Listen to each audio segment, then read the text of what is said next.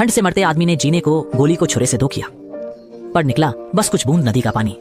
Arthur कांप रहा था। उसने फिर एक गोली निकाली। अगर यह भी वैसी ही निकली तो वह इस बर्फीली जगह में जमकर मर जाएगा। सौभाग्य से यह गोली नदी के पानी से गीली नहीं हुई थी। आर्थर को जैसे खजाना मिल गया। उसने तुरंत बारूद लकड़ी पर डाला, फिर सूखी टहनियां ढूंढकर बारूद के ऊपर सावधानी से बिछा दी। फिर उसने अपनी कटार निकाली और चाकू की नोक से कारतूस के प्राइमर पर वार करके बारूद जलाने की कोशिश की, पर उसकी उंगलियां पहले ही जम चुकी थी। वह बिल्कुल भी ताकत नहीं लगा पा रहा था।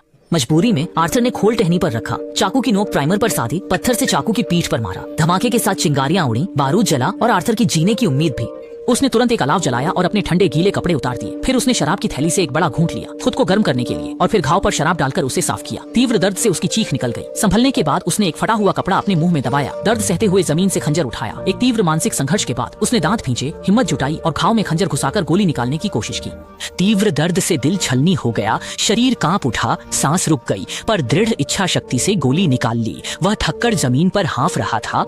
होश में आने के बाद आर्थर ने खंजर को आग में डाला जब तक वह लाल गर्म न हो गया। फिर उसने असहनीय दर्द सहते हुए उस तपते खंजर को घाव पर रखकर खून रोका और तुरंत सफेद धुआं उठने लगा। उस असहनीय दर्द से आर्थर लगभग बेहोश हो गया, लेकिन खतरा अभी टला नहीं था। उसने देखा कि 5 शिकारी खून के निशान का पीछा करते हुए उसकी ओर बढ़ रहे थे, इसलिए उसने जल्दी से कपड़े पहने और पेड़ पर चढ़ गया।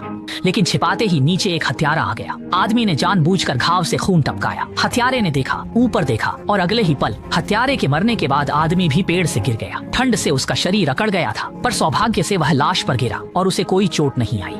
उसने खंजर निकाला, बंदूक कपड़े लिए, पेट चीर हाथ निचोड़ा।